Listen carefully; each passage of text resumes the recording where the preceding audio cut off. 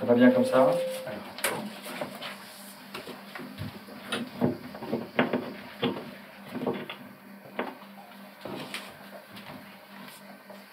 petit peu fort, j'avais augmenté pour Christelle.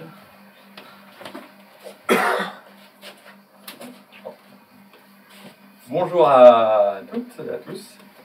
Je vais vous parler aujourd'hui du thème de ma conférence qui dure quelques minutes. C'est concerne l'architecture, le patrimoine et le développement durable. Les propos que je vais tenir sont issus d'une réflexion tout à fait personnelle et donc rien de ce que je pourrais dire ne pourrait être tenu contre moi. Le thème, en fait, quel est l'objectif de cette conférence, c'est de donner aux personnes qui souhaitent faire des travaux de restauration dans leur logement une piste de réflexion ou tout du moins un contexte dans lequel ces deux notions de patrimoine et de développement durable se sont développées. La première notion, donc celle de patrimoine, est une idée qui est née en réalité de manière réglementaire au XIXe siècle.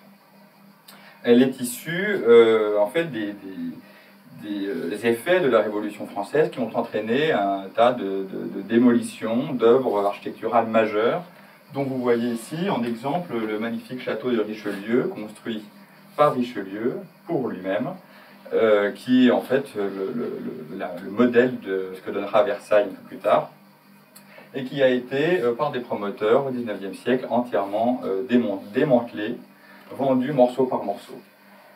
Ces événements-là se sont répétés évidemment dans toute la France, et l'État français a perdu énormément de patrimoine. C'est la raison pour laquelle, au XIXe siècle, un premier système de protection a été mis en place par l'État, en protégeant ces éléments d'architecture comme des objets. Cette idée a été concrétisée en 1913 par la loi du 31 décembre, qui a institué la possibilité de protéger, au titre des monuments historiques, châteaux, églises, maisons de particuliers. Cette protection a été étendue 30 ans plus tard. On peut voir l'image suivante, à ce qu'on appelle les espaces protégés. Alors c'est important, cette idée est très importante, elle a été tout à fait révolutionnaire et novatrice en France, mais dans toute l'Europe, où depuis donc ces années 40, chaque monument historique génère un rayon de 500 mètres de protection, considérant qu'un monument historique seul n'a pas, perd de son intérêt si son environnement est détruit, transformé, sans tenir compte de l'histoire et de l'esprit des lieux.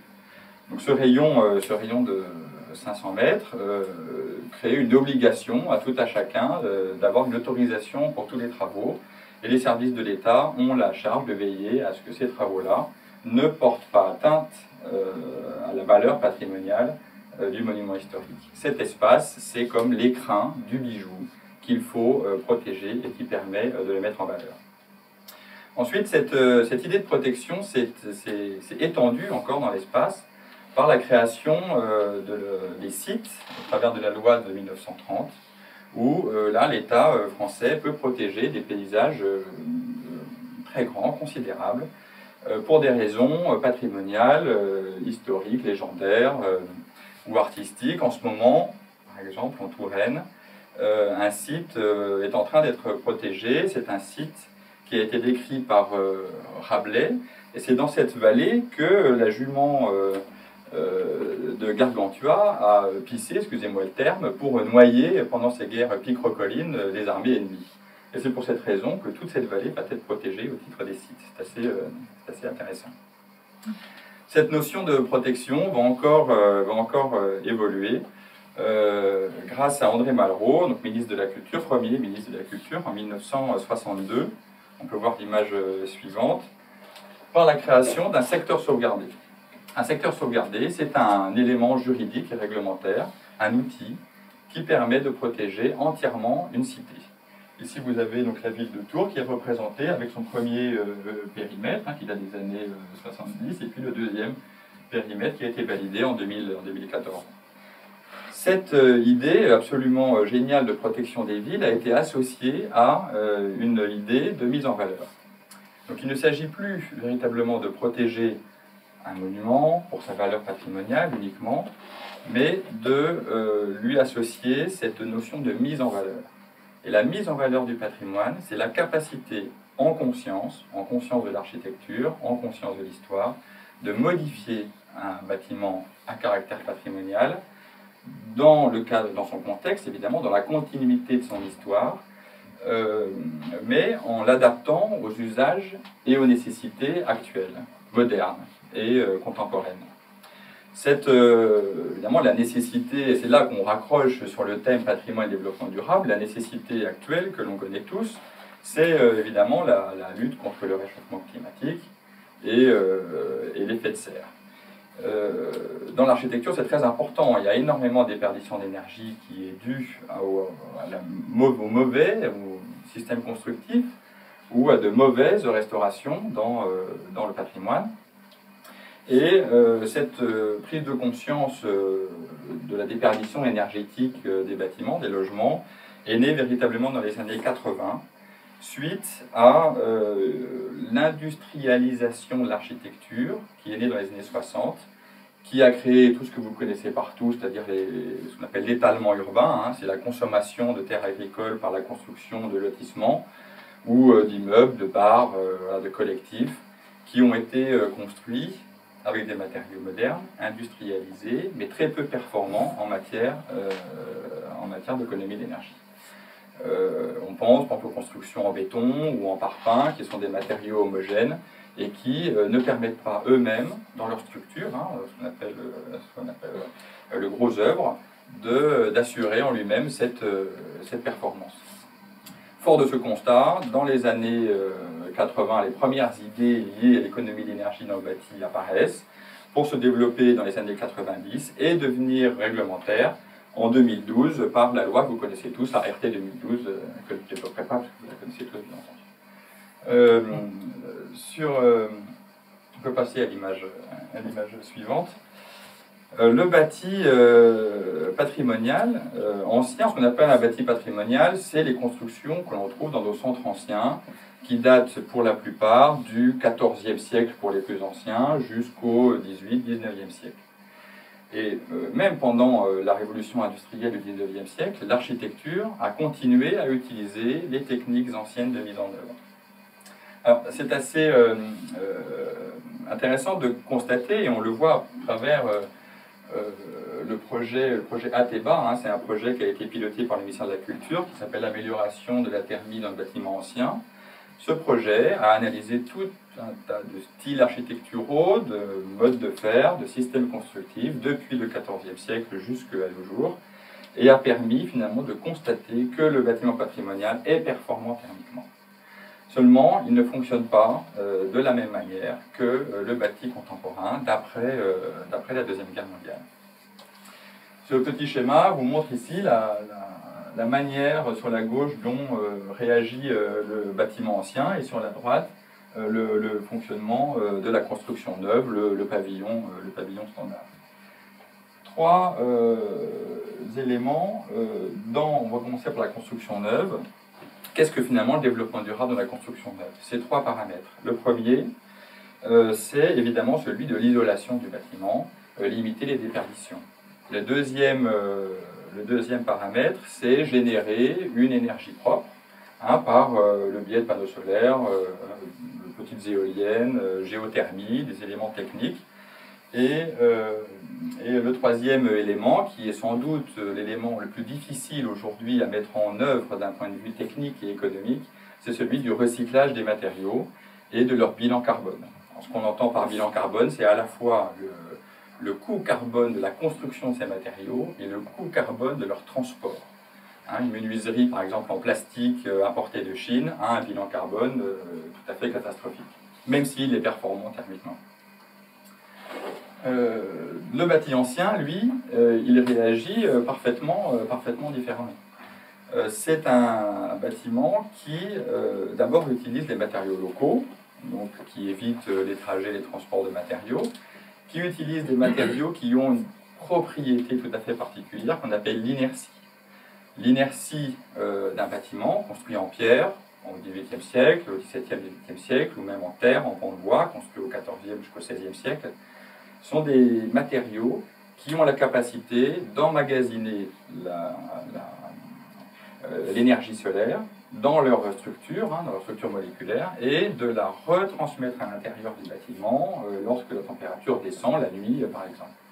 Donc la structure même constructive de ces bâtiments anciens ont une performance énergétique extrêmement intéressante par leur inertie. Ils ont un autre intérêt d'un point de vue technique, c'est celui de la régulation des atmosphères. Entre une atmosphère intérieure humide ou froide, une atmosphère extérieure plus chaude, les maçonneries et leurs différents systèmes constructifs, leurs différentes couches vont permettre de gérer et de réguler cette humidité et cette température. Qui explique que très souvent dans les châteaux, les bâtiments anciens, il fait frais l'été et il fait relativement bon l'hiver. C'est assez intéressant. On peut passer à l'image suivante. Le bâti patrimonial aussi a un intérêt, par exemple, assez particulier qui ignore complètement l'architecture contemporaine, c'est celui de la connaissance de son contexte et du climat dans lequel le bâtiment a été construit. Par exemple, voilà, dans l'est de la France, un chalet, la couverture du chalet dispose de petits crochets que vous avez sans doute tous vus pendant vos vacances au ski, qui a pour seul objectif de retenir la neige. La neige étant un isolant extrêmement performant, puisqu'on est à l'extérieur à moins 10 degrés, la neige ne descend pas en dessous de 0,5 degrés, et donc la couverture est en contact avec un extérieur plus favorable que la température extérieure. On peut utiliser l'autre image. L'autre image parle dans le bâti ancien du phénomène de condensation. C'est pareil, cette régulation entre un intérieur humide et un extérieur plus froid, intérieur humide et chaud et extérieur plus froid. On a tous observé évidemment ce phénomène de condensation sur les vitres, et en particulier sur le simple vitrage, le double vitrage ne permettant pas d'assurer cette condensation. Donc en plus on peut faire des jolis dessins ou des projets architecturaux fort intéressants comme vous pouvez le constater, mais surtout cette humidité de l'air se condense sur la paroi froide, descend dans la petite rigole que vous avez tous observée dans l'appui des menuiseries en bois, et permet de gérer l'humidité intérieure. Dans un bâti ancien, quand on y met du double vitrage, on prend le risque d'avoir cette même condensation qui ne se fait plus sur le carreau, mais donc sur les murs, et des effets de pourrissement, de champignons, de mérules, etc. On peut passer à l'image suivante. L'architecture contemporaine, vous voyez ici un futur projet de ville, c'est à peu près là-dedans que nous habiterons tous dans quelques années. C'est le principe de la bouteille thermos. L'architecture contemporaine, elle, ne cherche pas à réguler son architecture par rapport à l'extérieur, elle cherche à s'isoler complètement, à éviter tous les transferts de flux entre l'extérieur et l'intérieur. Alors évidemment, d'un point de vue énergétique, c'est extrêmement performant. On arrive même à des architectures, à des maisons qui sont positives, c'est-à-dire qu'elles produisent plus d'énergie qu'elles n'en consomment. En revanche, on peut, malgré évidemment, alors chacun peut choisir sa couleur de sa maison, avec son petit lapin s'il le souhaite, ça c'est très intéressant, l'architecture contemporaine, on fait à peu près tout ce qu'on veut, mais on a encore un défaut d'expérience sur ce type d'architecture-là, puisqu'il est tout de même nécessaire de régénérer l'air intérieur, de manière à ce qu'on ne respire pas un air trop carbonaté. Et comme disait un de mes professeurs, qui met bien les théorèmes, tout corps passant dans un tuyau l'encrasse. Ça veut dire que vivre dans une bouteille thermos, ça veut dire avoir tout un système de tuyauterie qu'on appelle le double flux, qu'il faut entretenir tous les 3 ou 6 mois, sinon on meurt asphyxié en quelque sorte. Donc, je caricature un petit peu évidemment, mais il y a tout de même une problématique hygiénique derrière ce type d'architecture. Alors, on peut passer à la dernière. Pour conclure ce propos, on a bien souvent des projets où les personnes souhaitent faire des économies d'énergie.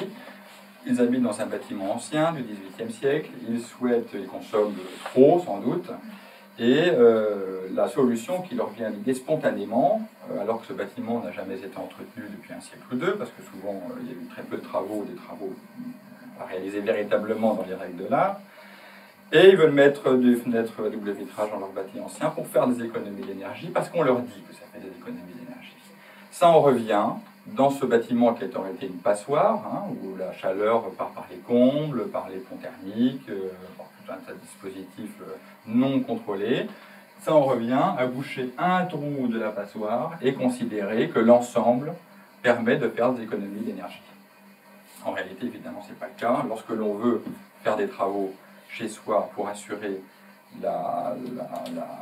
des économies d'énergie, pour assurer un bon fonctionnement de la thermie de son bâtiment, il est nécessaire de bien connaître, de connaître son fonctionnement et de commencer par les endroits où, évidemment, la déperdition est majeure. Et ce qui permet de placer son investissement là où il y a véritablement une utilité. Enfin, la difficulté que l'on rencontre aujourd'hui dans la restauration du patrimoine, hein, lorsque l'on restaure dans ses dispositions d'origine un bâtiment pour des raisons justement de thermie, on a une difficulté liée au système constructif, aux entreprises, au développement économique de notre société, qui ne cherchent pas forcément à investir dans l'artisanat, dans le savoir-faire local, qui est plutôt coincé par des réglementations européennes assez complexes et pas forcément adaptées aux enjeux patrimoniaux locaux. L'idée serait plutôt de développer ces compétences et ces connaissances-là pour restaurer des bâtiments dans leur disposition d'origine, de façon à y faire, et les adapter évidemment aux nécessités de vie modernes, mais dans la connaissance et la conscience de leur architecture, et ce qui permettrait, je pense, de développer une économie locale, sans doute non délocalisable, et on parviendrait peut-être à passer du développement durable théorique européen à une économie durable locale en matière d'architecture. Voilà. Je vous remercie de votre attention.